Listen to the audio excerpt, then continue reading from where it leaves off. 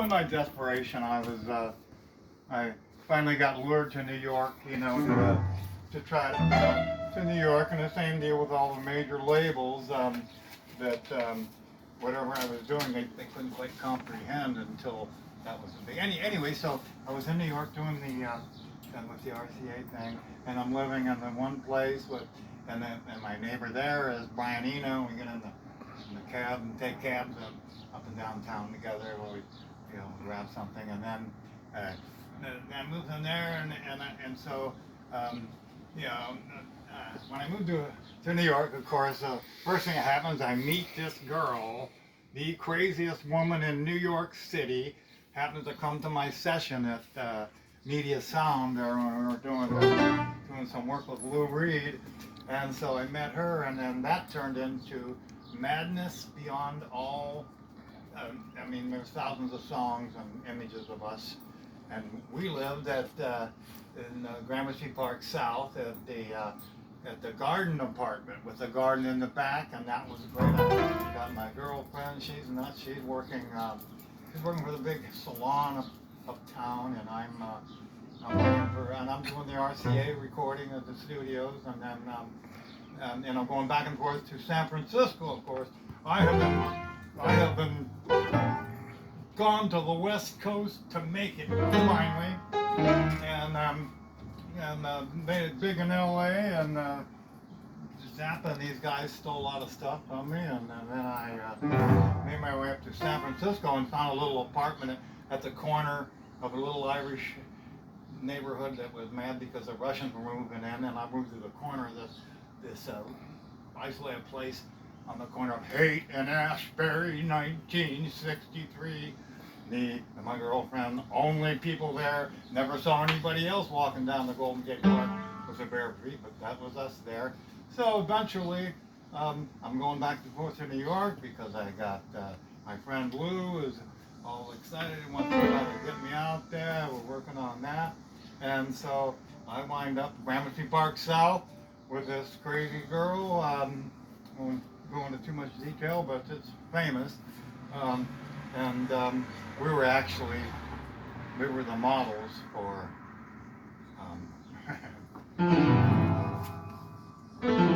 the couple the guy from the Sex Pistols that was walking around with his little girl, and everybody saying, "Hey, they look just like Nelson," and this girl, and I'm like, okay. But anyway, I'm living in that place here. Suddenly, my girlfriend from San Francisco, Barbara Green, I guess I can talk about her.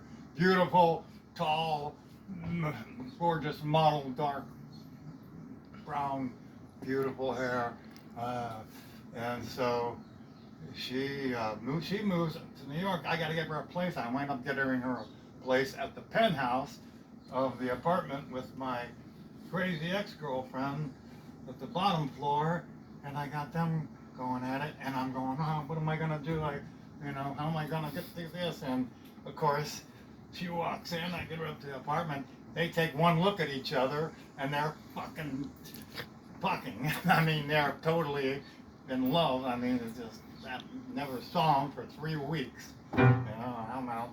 So, it's like, and that's just a little episode that was all going around the Gramercy Park, CBGB's, Max's, of course, right there at Max's, and I'm flying under the radar because I tell everybody, I read the leaves and they told me this is not your time, but man, you can really enjoy it while everybody else is stealing your stuff and running with it, and you just gotta just remember that you never should have tried to make a buck on it in the first place, even though I'm still getting 34 cents royalties on the material they did steal from me every couple of years. So you can't feel too bad. This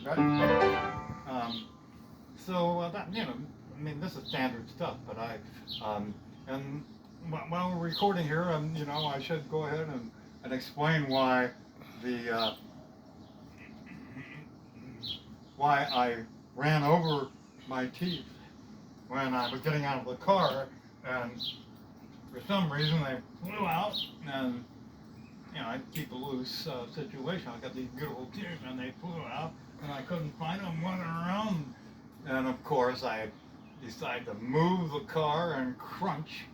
And so I've been trying to get the teeth reestablished, and I've got the good pair that I kept aside so I'd always have them for Hollywood headshots, and I put them somewhere where I wouldn't lose track of them, which I lost track of them. Those are in my room, and as I have been trying to look for them, more stuff gets churned up, and now I have thousands of dollars worth of semi-precious artifacts, as you see everywhere. This is not.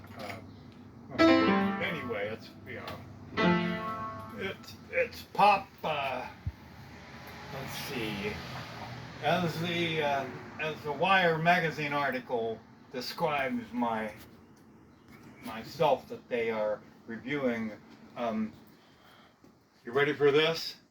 Nelson Slater, the final frontier of true outsider pop.